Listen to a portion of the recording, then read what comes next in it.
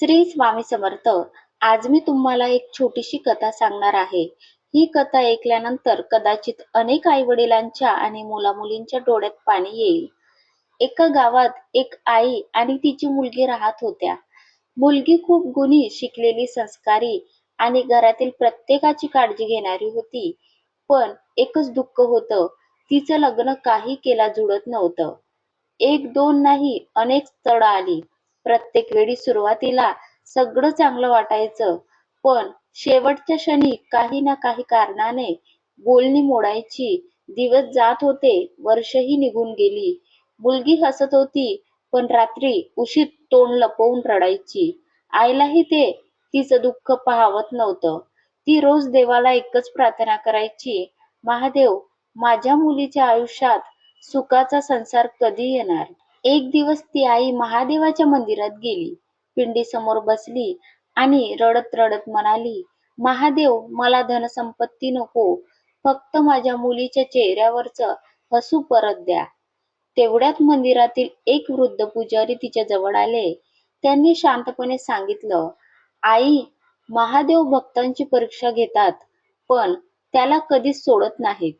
प्रत्येक भौम प्रदोषाला श्रद्धेने भगवान शिवांना जल अर्पण करा. ओम नमः शिवाय या मंत्राचा जप करा. बाकी सर्व महादेवांवर सोपवा. त्या दिवसापासून आई आणि मुलगी प्रत्येक भौम प्रदेशाला मंदिरात जाऊ लागल्या. त्यांनी कधी तक्रार केली नाही, कधी विश्वास सोडला नाही. काही महिन्यांनी पुन्हा एक स्थळ आलं. यावेळी बोलणी यशस्वी झाली. यावेळी बोलणी पूर्णपणे झाली, चांगली झाली. लवकरच त्या मुलीचं लग्न ठरलं.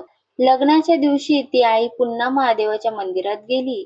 यावेळी तिच्या डोळ्यात अश्रू होते, पण ते दुःखाचे नव्हते, तर आनंदाचे होते. ती फक्त एवढंच म्हणाली, महादेव, योग्य वेळ येईपर्यंत माझा विश्वास टिकवून ठेवल्याबद्दल तुमचे मनापासून आभार. भक्तांनो, ही कथा आपल्याला एकच शिकवण देते, श्रद्धा, संयम आणि विश्वास असेल तर योग्य वेळ आली की महादेव भक्ताच्या जीवनात मार्ग नक्कीच दाखवतात. अशी अनेक भक्तांची श्रद्धा आहे. आता जाणून घेऊया भोन प्रदोषाच्या दिवशी करायचा भगवान महादेवांचा असा एक सोपा उपाय, जो अनेक शिवभक्त श्रद्धेने करतात. हा श्रद्धेने जेव्हा 2 ते 3 वेळेतच केला तर त्यांना चांगला अनुभव मिळाला. जर तुमचं किंवा तुमच्या मुलीचं लग्न जुळत नसेल, कितीही स्थळं आली तरी प्रत्येक वेळी काही ना काही कारणाने बोलणी मोडत असतील, तर हा आजचा व्हिडिओ शेवटपर्यंत नक्की ऐका. कारण आज मी तुम्हाला भगवान महादेवांचा एक खूप सुंदर आणि सोपा उपाय सांगणार आहे. हा उपाय अनेक शिवभक्त श्रद्धेने करतात आणि 2-3 वेळेत करण्यातच त्यांना त्याचा अनुभव आला. भक्तांनो, आजकाल हा प्रश्न खूप घरांमध्ये आहे. मुलगा चांगला असतो, नोकरी चांगली असते, स्वभाव चांगला असतो, तरी लग्न जुळत नाही. मुलगी चांगली असते, शिकलेली असते, पाहायला चांगली असते, घरची कामं छान असते, तरी प्रत्येक वेळी काहीतरी कारण निघते आणि बोलणी मोडतात. सुरुवातीला वाटतं पुढचं स्थळ येईल, पण एक दोन नाही, अनेक स्थळं जाऊ लागली की मन खचतं. आई रात्रभर विचार करते. बाबा बाहेरून काही बोलत नाही, पण आतून काळजी करत असतात.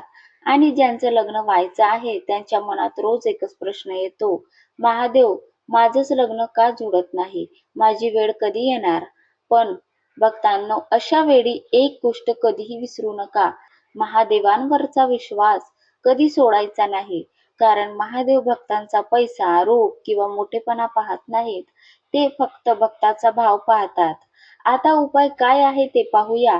जेव्हा जेव्हा मंगळवारी प्रदोष येईल, म्हणजे भौम प्रदोष येईल, त्या दिवशी संध्याकाळी प्रदोषाच्या वेळेत शिवाच्या मंदिरात जायचं.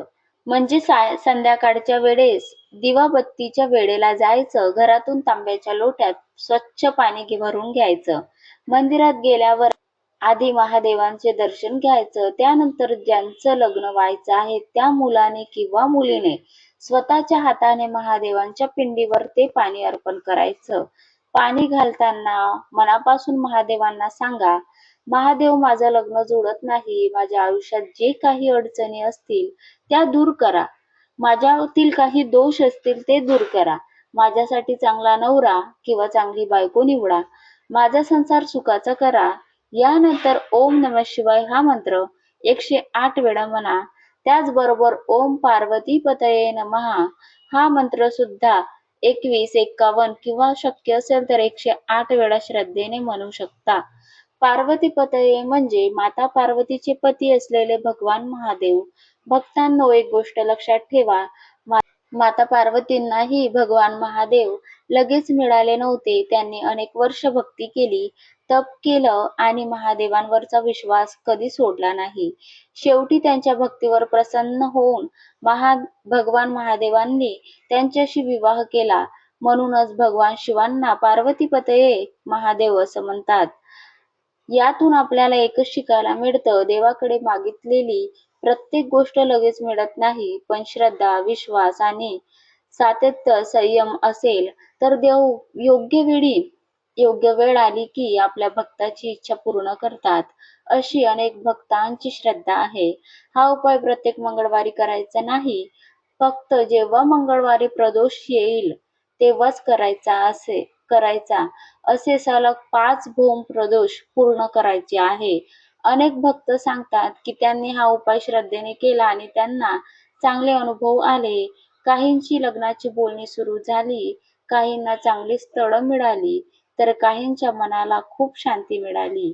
त्यामुळे हा उपाय पूर्ण विश्वासाने करा, पण त्याचबरोबर योग्य स्थळही पाहत राहा आणि आपले प्रयत्न सुद्धा सुरू ठेवा. भक्तांनो, शेवटी एवढंच सांगतो, महादेवांशी मनातलं सगळं बोला. त्यांच्यापासून काहीही लपवू नका. प्रेमाने त्यांना सांगा, महादेव, माझ्यासाठी जे चांगलं असेल तेच करा. माझ्या आयुष्यात चांगला जोडीदार पाठवा. बघितलेला जोडीदार आहे ते लग्न जुळू द्या. माझा संसार सुखाचा करा. माझ्यावर आणि माझ्या कुटुंबावर तुमची कृपा कायम राहू द्या. विश्वास ठेवा, महादेव आपल्या भक्ताला कधीच एकटं सोडत नाहीत. अशी लाखो भक्तांची श्रद्धा आहे. जर ही माहिती तुम्हाला आवडली असेल तर हा व्हिडिओ आपल्या नातेवाईकांना आणि मित्रांना नक्की शेअर करा. कदाचित तुमच्यामुळे एखाद्या मुलाचा किंवा मुलीचा महादेवांवरचा विश्वास आणखी दृढ होईल, त्यांच्या सुद्धा इच्छा पूर्ण होतील. चला, शेवटी सगळे मिळून एकदा मनापासून म्हणूया, हर हर महादेव, ओम नमः शिवाय, पार्वतीपतये नमः. ही संपूर्ण माहिती आवडली असल्यास एक लाईक नक्की करा आणि शेअर करा. श्री स्वामी समर्थ. जय जय स्वामी समर्थ.